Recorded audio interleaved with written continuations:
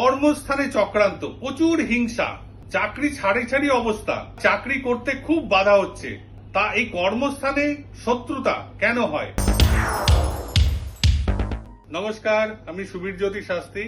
তা এই কর্মস্থানে শত্রুতা কেন হয়? কেউ হিংসা থেকে হয়, কেউ প্রতিভা অত্যাধিক বেশি। তা এক্ষেত্রে কুণ্ডলীতে আপনার চাকরিটি কি টিকে থাকবে না ছেড়ে যেতে হবে, সেটি বুঝবেন কিভাবে?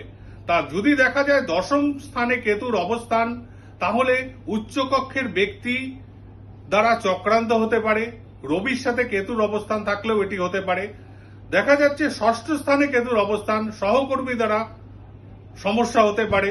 তা এক্ষেত্রে চতুর্থে কেতুর অবস্থান, বন্ধু বা কর্মস্থানে বন্ধু পাতিয়ে সমস্যা হতে পারে। এমনকি শুক্র কেতুর অবস্থান, মেয়ে দ্বারাও কর্মস্থানে সমস্যা হতে পারে। তা এক্ষেত্রে আপনি কর্মস্থানে যে সমস্যাটি পড়েছেন বা পড়বেন কিনা বা পড়েছেন বেরোবেন কিভাবে, সেটি কুণ্ডলীতে আমরা অনেককেই পথ দেখিয়েছি এবং সেইখান থেকে আপনাদের মুক্তিও করেছি।